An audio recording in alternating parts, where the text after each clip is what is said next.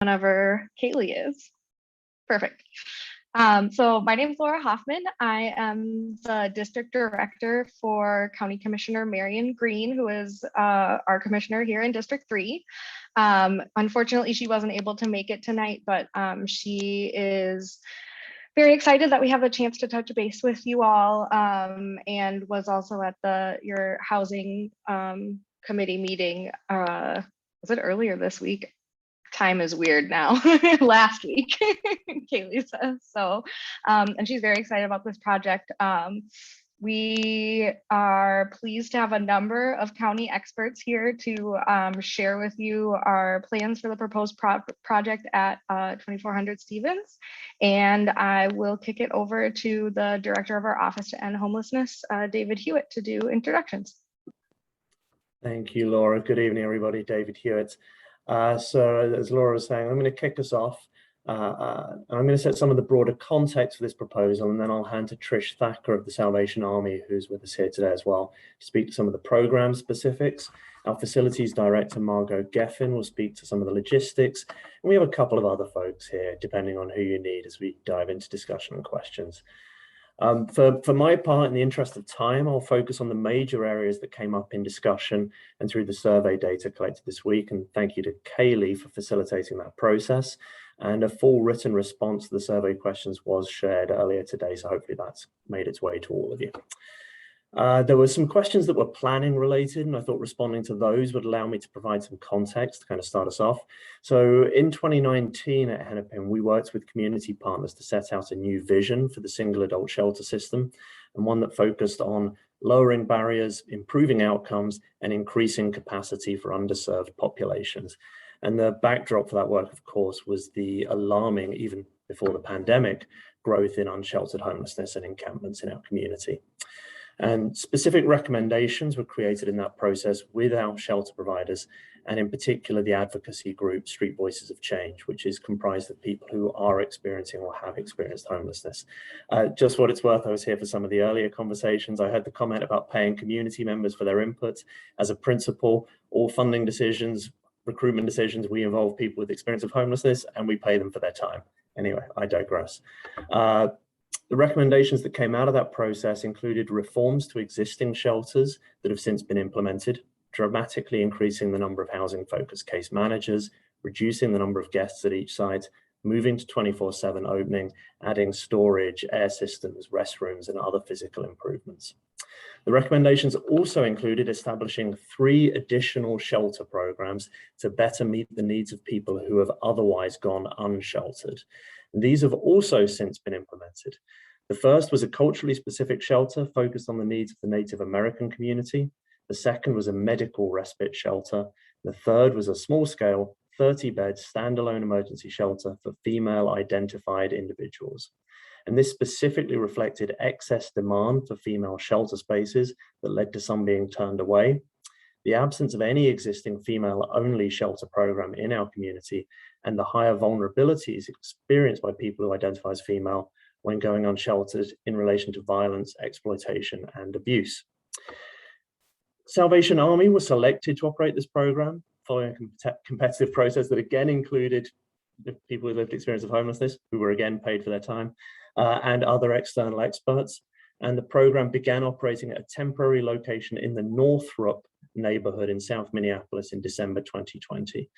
So I'll let Trish speak more to the experiences there, but we'll simply note that since then, 134 individuals have been served based on their own self-identification as female, including individuals who have gone unsheltered in the past rather than seek shelter in larger spaces or those where men's programming was co-located. And these individuals have reported the safety they have felt in this 24/7 program.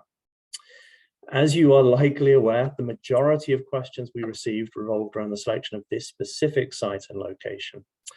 Firstly, I want to be clear that the need for a new site was down to the owner of the previous site selling the property for redevelopment. I will also note that neither Hennepin County nor Salvation Army has received a single complaint from any neighbor about the program in the 10 months that it was running there.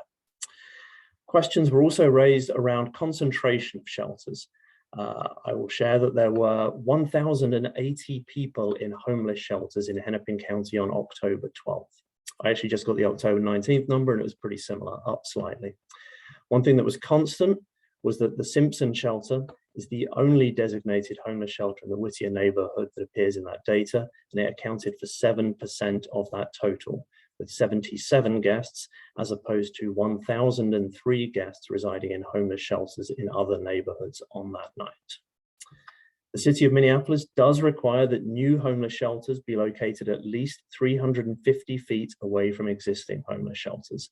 That existing Simpson shelter site is estimated to be half a mile away from 2400 Stevens, or approximately 2,640 feet.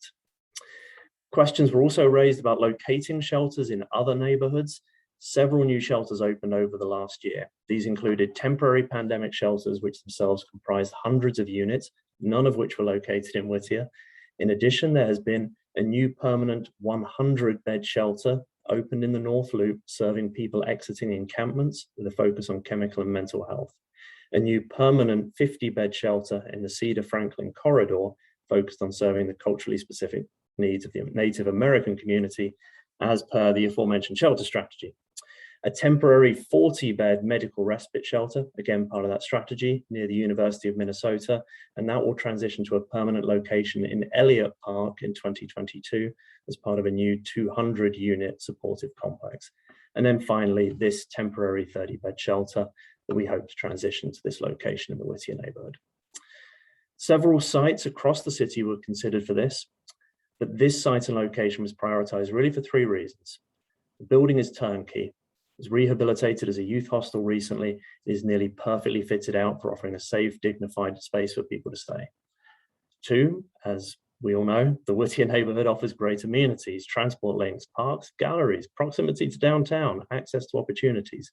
But perhaps most of all, this beautiful building, we think, presents an incredible opportunity to convey that we value people who've been through trauma and believe they deserve a safe, dignified, welcoming setting in which to receive services and resolve their housing crisis. So those are the main topics I wanted to cover before I hand over. Just before I do want to emphasize that this is part of a much larger effort to set our community on a different path post-pandemic, one in which evictions aren't destabilizing families daily and in which we do not accept ever-increasing numbers of people going unsheltered, where they're at risk from fire, infection, and violence. Hennepin County has allocated almost 40%, more than $92 million, the American Rescue Plan's funds it's received, to housing and homeless recovery strategies over the coming years. And this is to address a housing crisis that existed long before the pandemic, and one that disproportionately impacts our communities of color. So we see this program as a small but vital part of that larger effort, and one that is already transformative in the lives of some of our neighbors. So with that, I can turn over to Trish, tell us more about how the program is going, and some of the specific questions that came up in relation to that. Thank you. Thanks, David. Hello, everyone. Thanks for allowing us to join you this evening and talk through this process and answer any questions that we'll be able to answer. So there were a number of questions around programming. What kind of services will people that are staying in the shelter be connected with? How are we going to help keep them stably housed? Those kinds of things. So I'll answer a couple specifics and also give you a general overview. We serve, it's a 30-bed shelter that's been designed for people who are identifying as female and are single adults. So it's people have to be 18 or over. And initially, when joining the shelter program, people sign up for a 30-day stay, and then they're able to renew that 30 days for as long as is needed. As David mentioned, we've been running this program for about 10 months, and some folks have stayed as long as 6 months just in order to get stabilized, to get connected with services and things like that. It is really important to remember that it's a 24/7 facility, so it's not a check-in at night and leave in the morning. People stay. It's essentially their residence while they're with us. Their residents while they're with us. There were some questions about intoxication. Is that a barrier? Someone being intoxicated is no reason to not allow them into shelter. We operate with a low barrier model. People are not allowed to drink alcohol or use any kind of substances that are illegal within the shelter. If that does happen, what we will do is connect them to another shelter. It's very, very rare for this to happen in the women's shelter setting. The women really value this opportunity to be in this small scale setting in a separate, quiet environment. And so people don't tend to do anything that would cause them to need to be temporarily separated from this particular location. So there's also regarding community and programming and things like this, it's also important for y'all to be aware that we've designed this, the program for this shelter to include a community component. So every week, all of the people, all of the shelter guests who are on site will join in a community meeting. This is in order to help people maintain their interpersonal problem-solving skills, their communication skills, but also to help the community remain emotionally safe for the folks who are receiving services. On the last week of the month, what we do is invite people in who have come out of the shelter and have been stably housed in the community, and we have them come back in and talk with folks. What surprised you? What's great? You know, just kind of talking about the experience. What didn't you expect? What was better than you expected? And the idea with this is that, number one, it will help people be more ready for that experience when they do move into the community. It'll be less jarring. And it also then begins the development of a community, a supportive community for people to move out into, which again will help to increase the likelihood of them staying stably housed long term. So the idea that we talk about regularly is that we have community inside and community outside. There were several questions concerning history that the Salvation Army, the perceived history around our work with LGBTQ communities. So I mean, it's this question does come up a lot.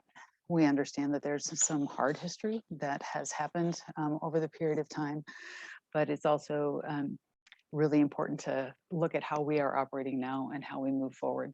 So people who are desiring to come into this shelter are folks who identify as female. So they would be triaged into this location if they said that that's what they're looking for. So it's up to the person to identify where they fit best. And that's just the beginning of how we want to just make this individualized. We want to make it person-centered, and we want to make it dignified and a comfortable and positive experience for everyone. So the eligibility for programming is based on how the individual identifies.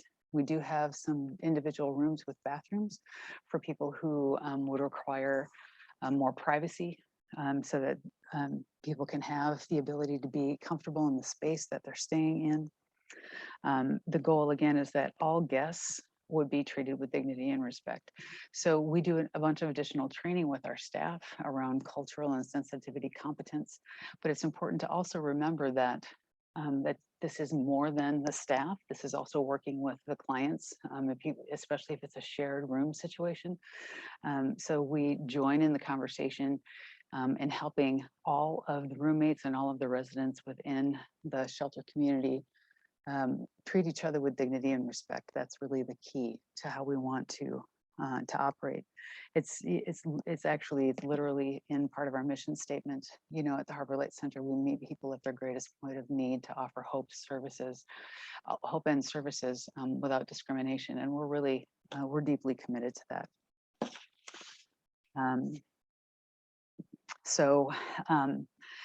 Within that spirit of providing services, treating people with respect and dignity, and with that goal of community inside, community outside, we have a really small caseloads for our case managers. People are given housing-focused case managers, but they also then work to remove any barriers that might exist between getting these individuals stably housed. So getting ID, connecting to benefits, all of those kinds of things. And all guests have access to that. So there was a fantastic question actually about how can neighbors support the program. And you know, one of the best things that we can do is, it's really simple, but it is incredibly powerful. You know, you make eye contact with people, you smile, you engage them in conversation. Folks who have experienced homelessness for any period of time generally feel invisible and or kind of ignored. And so treating people with humanity is actually a great thing to do, and it goes a long way. So just providing that welcoming atmosphere for folks is, again, it's incredibly powerful. And again, as mentioned, this is for single adults. So there's no families, there's no children that are on site at this location. Security is moving on. Security is provided 24/7. We have on-site staff that cover cover 3 shifts. There's also cameras and alarms. So we do take the security of all of the participants and our staff very, very seriously. And that's why we have this in-person security team. There's also backup from our Harbor Light Center security staff if anything would happen where people felt like they needed additional support. We have a 10 p.m. curfew, so the front door locks at that period of time. If people have jobs or things like that and they need to be out past 10 p.m., then we have a process that's in place for that. We want to support people in the best way possible, but that's another way to make sure people feel safe. We can do our head counts. We can make sure that everything's okay. So again, there's not necessarily going to be folks hanging around outside. What we've learned in the 10 months that we've been running the program is that our shelter guests actually tend to stay inside. They really like to be inside for the most part. And so we've never experienced any issues of loitering or anything like that because the folks treat it like their home. So they're generally inside or they're outside and kind of appropriately sitting on the porch area, that kind of thing.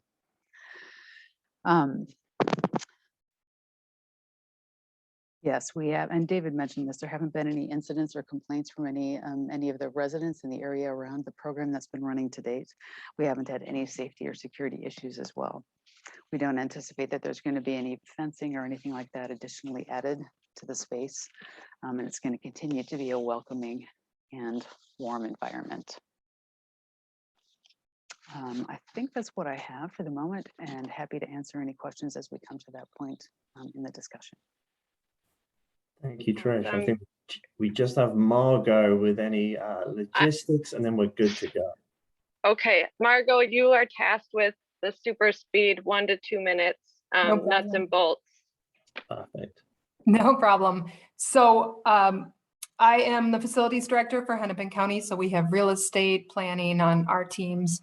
And so we are the group that interfaced with the city. And so I just wanted to let everybody know the timeline. And that is that this conditional use permit, which is the only thing that's needed for an emergency shelter in an OR1 zoning district, will go to the Planning Commission, the City Planning Commission on November 15th.